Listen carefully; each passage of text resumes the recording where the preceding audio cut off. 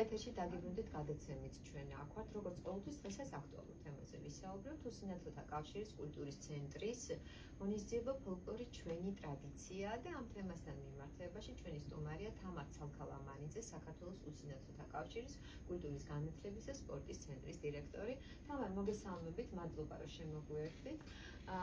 რაც შეეხება უსინათლოთა კავშირის კულტურის ცენტრს, ღონისძიებებით ხართ ყოველთვის დახუნცული.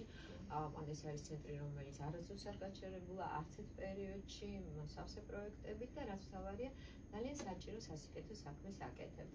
მოდით საუბარი დავიწყოთ ამ ღონისძიებით, რა მიზანს ემსახურებთ. მოგესალმებით პირველ რიგში, უღრმეს მადლობას გადაგიხდით მოწვევისთვის. ეს ღონისძიება დაიგეგმა 17 მაისის დღესთან დაკავშირებით, ეს არის ოჯახის სიწმინდის დღე, როგორც მოგეხსენებათ. და ამ დღესთან დაკავშირებით გვინდოდა რომ 17 მაისს გაგვემართა, თუმცა სამწუხაროდ რუსთაველის თეატრი იყო დაკავებული ამ პერიოდისთვის, ის დარბაზი რომელიც ჩვენ გვჭირდებოდა და დავიგეგმეთ 15 მაისს.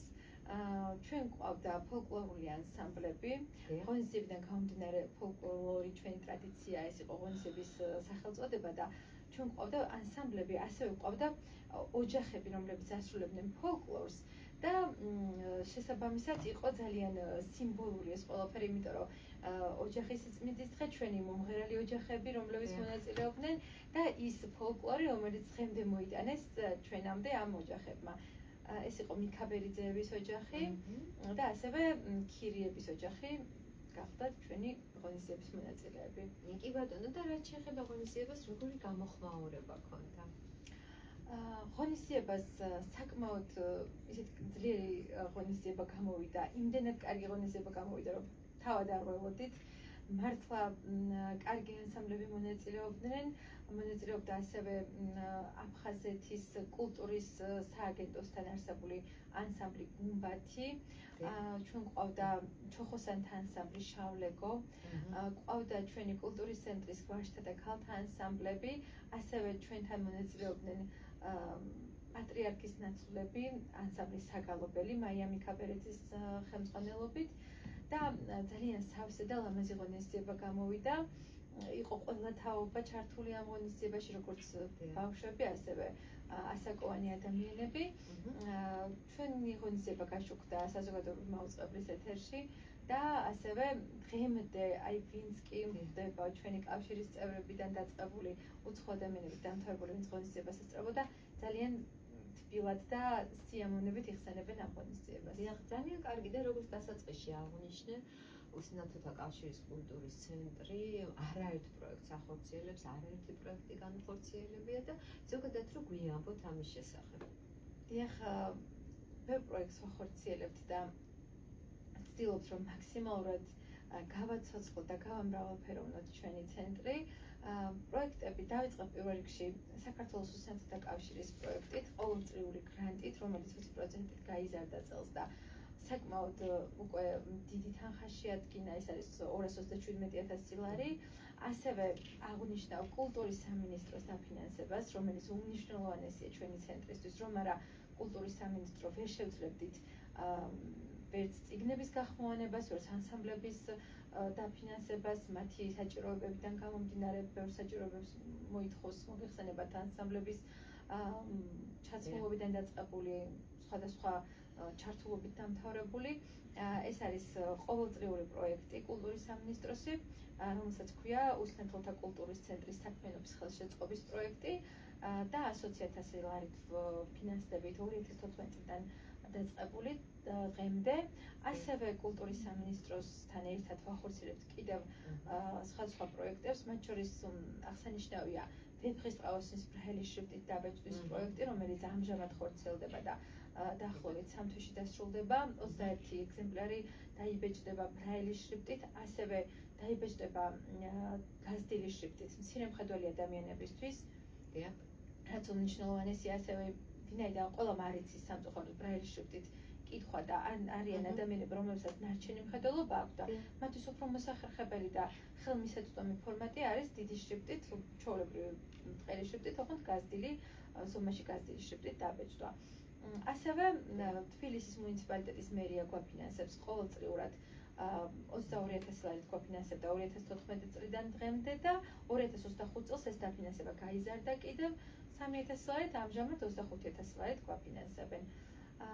კიდევ უმნიშვნელოვანესია პროექტი, რომელიც ხორციელდება ამჟამად კულტურის ცენტრში, ეს არის აფხაზური ხმის სინთეზატორის პროექტი, რომელსაც ვახმოვანებთ ჩვენ და ანალიზის ლაბორატორიასთან ერთად ვახორციელებთ ამ პროექტს. ეს არის 3 წლიანი პროექტი, წელს პირველი წელია და კიდევ 3 წლის განმავლობაში გავაგრძელებთ ამ პროექტის განხორციელებას. კი ბატონო, და ერთ-ერთი უმნიშვნელოვანესი ფაქტორი არის ის, რომ ამ პროცესში თავად ეს ადამიანები არიან ჩართულები, ანუ სინათლე ადამიანებს, მცირე მხედველებს გულისხმობ და ზოგადად რაც შეეხება სწავლს, ესეც საინტერესოა. მე ვიცი, რომ ძალიან ბევრი უსინათლო ადამიანია თქვენთან დასაქმებული. კი ბატონო, ჩვენთან 46 ადამიანია დასაქმებული, აქედან 37 უსინათლოა და მხოლოდ 9 ყავს მხედველი თანამშრომელი.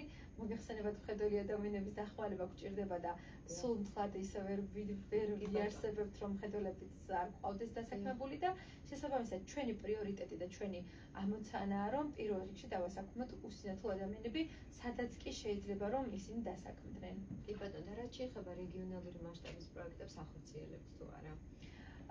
ჩვენ სამწუხაროდ იმდენი შესაძლებლობა არ გვაქვს, რომ დავაფინანსოს რეგიონებიდან ადამიანების ჩამოსვლა, თუმცა ჩვენ გქონდა ამ თვეში 2 ტურნირი, ეხლა მიმდინარეობს შაშის და ჭადრაკის ტურნირი, რომელშიც მონაწილეობენ ქუთაისიდან და რუსთავიდან ადამიანები, თუმცა საკუთარი დაფინანსებით და საკუთარი ხარჯებით მონაწილეობენ, მაგრამ ისინი ერთვებიან ამ პროექტში და შემდეგ უკვე ამ გამარჯვების შემთხვევაში სექტემბერში იგეგმება ერევანში ჩვენი შაშის და ჭადრაკის გუნდების ვიზიტი. მიწვეულები ვართ საქართველოს სომხეთის ჩემპიონატი გაიმართება შაშსა და ჭადრაკსა და ასუჯრიან შაშში.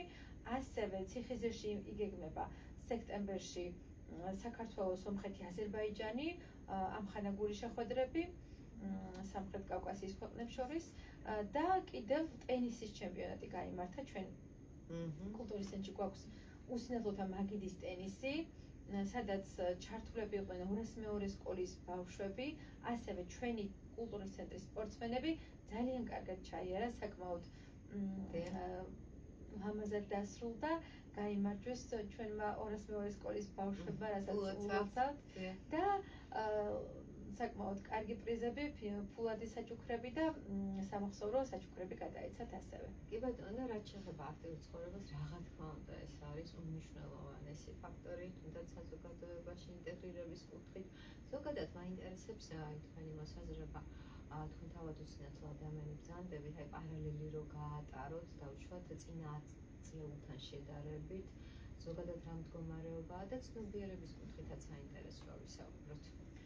მე ვთვლი, რომ ძალიან შეცვლილია ამ ბოლო 10 წლების განმავლობაში ჩვენი ცხოვრება. პირველ რიგში მინდა რომ ხაზი გაუსვა 2024 წელს განხორციელებულ პროექტს, სადაც მე პირადად უკვე ნოემბრის თვიდან მყავს პერსონალური ასისტენტი და ეს პროექტი კიდევ გრძელდება და როგორც გვაქვს ინფორმაცია, ივნისში იგეგმება კიდევ ვაუჩერების გაცემა უსინათლო და სხვა შეშმომპირებისთვის, ასევე ჩემთვის უმნიშვნელოვანესი იყო ეს ყველაფერი, იმიტომ რომ თუ არა ჩემი პირადი პერსონალური ასისტენტი, მე ვერ შევძლებდი სხვა ჩართულობებში მონაწილეობას, იმიტომ რომ ხშირად ყოფილა შემთხვევა, რომ დომებია თქვა სადმე წასვლა, მაგრამ ყოველთვის ოჯახის წევრს, მეგობარს თუ ახლობელს არ აქვს იმის დრო დღევანდელი ცხოვრების წესიდან გამომდინარე, ზოგი მუშაობს, ზოგს რაღაცა თავისი პირადი ოჯახური პრობლემები აქვს და ყოველთვის ვერ დაგეხმარება და ვერ გაყვება იქ, სადაც შენ გჭირდება. ზოგჯერ არის რომ საღამოს გინდა სადმე წასვლა, ზოგჯერ არის რომ რაღაცა აუცილებლობას წარმოადგენს, ასევე საყიდლები გაქვს ოჯახისთვის განსახორციელებელი აქტიურობრივი ყოველდღიური რუტინა. და სამსახურში სიარულიც კი უსინათლო ადამიანისთვის წარმოადგენდა დიდ პრობლემას. კი, მე ვიცი და მაქვს ინფორმაცია ჩემს გარშემო ძალიან ბევრი უსინათლო, მათ შორის მეც ჩემი ხელფასიდან ვუხდიდი თანხას, მყავდა აყვანილი ადამიანი, რომელსაც ხელფასიდან ვუხდიდი თანხას და მატარებდა და როგორი ახლა ხელფასი რაღაცა არ გვაქვს იმ ხელფასი, რომ კიდე ვიღაცას იქიდან თანხა გადაუხადო. ხო, თან ეს არ არის რაღაცა 100 და 200 ლარი. საკმაოდ დიდ თანხაზე იყო საუბარი და ვთვლი, რომ ეს არის უმნიშვნელოვანესი, ძალიან დიდი საქმე გაკეთდა ყველა შშმ პირისთვის თვლი. კი ბატონო, და ზოგადად რაც შეეხება თბილისის მუნიციპალურ პროგრამებს, ყოველ წელს ძლიერდება და აი შშმ მიმართულებას რაც შეეხება ძალიან კარგი სიახლეა თბილისის საკრებულოს დადგენილებით მარტივდება სოციალურად დაუცველი 18 წლამდე შეზღუდული შესაძლებლობის მქონე პირების დახმარების და სოციალურად დაუცველი მკვეთრად შეზღუდული შესაძლებლობის მქონე უსინათლო პირების დახმარების პროგრამებში მოსარგებლებთა ჩართვის პროცესი და გასაგები რომ იყოს ყველასთვის დავამატებ იმას, რომ კერძოდ იმ შემთხვევაში თუ პროგრამით სარგებლობის მსურველი პირი თავად ვერ უზრუნველყოფს შეზღუდული შესაძლებლობის მქონე პირის სტატუსის დამადასტურებელი ცოდნის წარდგენას, ცნობის სამსახური ქმნის აღნიშნულ ინფორმაციაზე ცდომის ალტერნატიულ შესაძლებლობას, რათა დოკუმენტის წარუდგენლობა არ გახდეს პროგრამაში ჩართვაზე უარის თქმის საფუძველი და მოქალაქემ შეძლოს მისთვის განკუთვნილი დახმარებით სარგებლობა. ეს ვფიქრობ ძალიან მნიშვნელოვანია. იმიტომ რომ თქვენი აზრი მაინტერესებს. ზოგადად დოკუმენტის მოპოვება დოკუმენტაციაზე სიარული ბევრ ადგილას გიწევს მისვლა, ვთქვათ, მიხვალ იქ, მე აღმოჩნდება რომ რაღაცა მზად არ არის, შეიძლება მეორედ მიხვიდე და ეს წარმოადგენს ძალიან დიდ ბარიერს და რაც უფრო გამარტივდება და რაც უფრო ხელმისაწვდომი იქნება ეს ყველაფერი, ვფიქრობ, რომ ძალიან მნიშვნელოვანია. ასევე მინდა დავამატო, რომ მე გახლავართ გუშინდელი დღიდან მერიის შშმ პირთა საკითხებზე მომუშავე საბჭოს წევრი და უსინათლოთა მიმართულებას ვეცდები რომ მივაწვდინო ხმა მერიას და კიდევ უფრო და ძალიან კარგი. მადლობა, ეს კიდევ უფრო მეტი საქმე გაკეთდეს ერთობლივი მუშაობის შედეგად. რა თქმა უნდა და ისე პერსონალური ასისტირების პროგრამას და ზოგადად ფუნქციას მინდა დავუბრუნდეთ. არიან ადამიანები, რომლებიც დავუშვათ რაღაცა გარკვეული კითხვის ნიშნები აქვთ და გქონდათ. და თქვენ თავად ამის ძალიან დიდი გამოცდილება გაქვთ, ანუ თავად პერსონალური ასისტენტი გყავთ, ანუ იმ ადამიანებს, რომლებსაც რაღაც გარკვეული კითხვის ნიშნები აქვთ ამ პროგრამასთან მიმართებაში, დავუშვათ რას ეტყობთ, როგორც უსინათლო პირი, რომელიც ამ პროგრამით მოსარგებლებს ბრძანდებით. დიახ, მესმის ყველას ეჩქარება და ყველას უნდა რომ მალე კონდეს ვაუჩერი, მალე დაინიშნოს პერსონალური ასისტენტი. უბრალოდ იმას აღნიშნავ, რომ ამ დრომდე 37 წლის ვარ და პირველად მყავს პერსონალური ასისტენტი და ცოტა მოთმინება მინდა ურჩიო გამოიჩინონ. ყველას იმედი მაქვს, რომ სახელმწიფო ყველას დააკმაყოფილებს შეძლების დაგვარად და ვურჩევდი, რომ დაელოდონ თავის რიგს და იგრძნობენ, როგორც კი ვაუჩერს აიღებენ და პერსონალურ ასისტენტს დაინიშნავენ, იგრძნობენ, რამდენად დიდი ბედნიერება არის პერსონალური ასისტენტის ყოლა და კიდევ ისურვებდი, რომ რაც შეიძლება მალე დაკმაყოფილდეს, ვიცი რომ ძალიან დიდ ფინანსებთანაც არის დაკავშირებული, ასევე არა მარტო ფინანსებთან, ზოგადად დაორგანიზება ჭირდება, მარტივი არ არის ამ პროგრამის განხორციელება, ესე მასშტაბურად ცოტა რთულია და რა თქმა უნდა დრო ჭირდება ყველაფერს, თუმცა დაწყებულია პროცესი და იმედი მაქვს და ყველა ვიმედოვნებთ, რომ გაგრძელდება და შეძლების დაგვარად სახელმწიფო მალე დააკმაყოფილებს ამ ადამიანებს. კი ბატონო, თამარ და აუცილებლად უნდა გკითხოთ განათლებაზეც, რა თქმა უნდა, ესეც მნიშვნელოვანია, ჩვენ შეგვიძლია უსასრულოდ ვისაუბროთ, იმიტომ რომ ძალიან ბევრი თემაა შესაშლელი. ერთი გადაცემა არ ეყოფა განათლება, დასაქმება, ასევე მინდა გაატაროთ პარალელი, რა სიტყვით, რა ცვლილებები ამ კუთხით ამ მიმართულებით და რა სისურვებდით გამოწვევებზეც რომ ვთქვათ. განათლება, ვფიქრობ, რომ უსინათლო ადამიანისთვის მეტაკლებად ხელმისაწვდომი გახდა. მე პირადად ისე დროს სწავლობდი უნივერსიტეტში, როცა არც ასე თუ ისე ელექტრონული წიგნები არ იყო ხელმისაწვდომი, არ იყო ასე ვთქვათ ტელეფონები ისე განვითარებული, ხა ტელეფონშიც ვკითხულობთ თქვენი პროგრამის დახმარებით და ყველაფერი უფრო გამარტივებულია დამეთანხმებით. მაშინ მე პირადად ბებია მეხმარებოდა, ასევე ჩემი ჯგუფელები და მიკითხავდნენ ამ დაკონსპექტებულ სასწავლო მასალას და ბევრად რთული იყო. ეხლა ხელმისაწვდომია და ვფიქრობ, რომ ძალიან კარგია ეს უსინათლო ადამიანები თავად ეცნობიან, თავად კითხულობენ, თავად ჩამოტვირთავენ ნებისმიერ წიგნს ინტერნეტ სივრცეში შეგიძლია მოიძიონ მასალა და სხვა შესაძლებლობები, ასე ვთქვათ, არის ხელმისაწვდომი. ამიტომ ვფიქრობ, რომ უსინათლო ადამიანიც უკვე იმდენად განვითარდა ყველაფერი, რომ ჩვეულებრივ სრულფასოვნად განათლებას იღებს და ნებისმიერ ადამიანს თუ ეს თუ ის სამსახური არ მოითხოვს რაღაც განსაკუთრებულ უნარებს, შეუძლია რომ დასაქმდეს და ჩვეულებრივად როგორც ყველა ადამიანს ღირსეულად და დამსახურებულად აიღოს ხელფასი. ვისურვებდი პირველ რიგში იმას, რომ დამსაქმებლებმა ეს უფრო კერძო სექტორს ეხება, ეხლა სახელმწიფო მეტნაკლებად ცდილობს, ეხლა მეც თავად ასევე ვარ დასაქმებული შემოსავლების სამსახურში და უკვე 13 წელია შემოსავლების სამსახურში მუშაობ და ვფიქრობ, რომ სახელმწიფო მაქსიმალურს აკეთებს დასაქმების კუთხით უსინათლოები, მე როგორც ვიცი, მერიაშიც მუშაობენ, დასაქმებულები არიან, ასევე ეტლით მოსარგებლე ადამიანები და უფრო კერძო სტრუქტურებს მიმართავდი, რომ არ შეეშინდეთ შშმ პირის მიღება სამსახურში, შშმ პირი შეიძლება სხვა მხრივ იყოს შეზღუდული, თუმცა დაკისრებულ საქმეს დამერწმუნეთ, უფრო მეტი პასუხისმგებლობით და უფრო მეტი გულისხმერებით მოეკიდება ვიდრე სხვა ადამიანები. კი ბატონო, ნამდვილად და ეს არ არის რაღაცა ლიტვანი ფრაზა, თუნდაც ფსიქოლოგიური ფაქტორებიდან გამომდინარე, მოდით ასე ვთქვათ, თუ ჩვენ შეგვიძლია ამაზე თამამად საუბარი, თქვენ თავად შშმ პირი ხართ, მე შშმ პირის დედა ვარ. ეს ადამიანები სადაც კი არ უნდა ვშოთ აკეთებენ საქმეს, სადაც არ უნდა იყვნენ დასაქმებულები, მაქსიმალურად იხარჯებიან და ძალიან ხშირად ხო ტიპიური განვითარების ადამიანებსაც კი მიღწევებით უსწრებენ. ასე რომ კი ბატონო, კიდევ განმეორდეთ, რომ ძალიან კარგი ფრაზა თქვით, რომ კერძო სექტორს შეეშინდება და იფიქრებენ. რა თქმა უნდა, ყველა ასე არ ფიქრობს და ყველას არ გულისხმობს, მაგრამ არის კატეგორია, რომელიც ასე ამწუხაროდ. კი ბატონო, დარწმუნებულები იყვნენ, რომ ძალიან კარგი კადრი ეყოლებათ. გამომდინარე იქიდან, რომ ჩვენ ვცდილობთ მაქსიმალურად დავამტკიცოთ, რომ ყველაფერი შეგვიძლია, აი უფრო მეტად თვითონვე დარწმუნებიან, რომ როგორ დიდი პასუხისმგებლობით მიუდგებიან უსინათლოები და არა მარტო უსინათლოების სხვა შემპირებით თავის დაკისრებულ მოვალეობას. კი ბატონო, და ზოგადად აი ცნობიერებამდეც მივედით და ალბათ ამით დავასრულებთ ჩვენ საუბარს, ისე მინდა პარალელი გაატაროთ და აი ძირითადად ახლა გამოწვევები რაც არის, იმაზე გავაკეთოთ აქცენტი.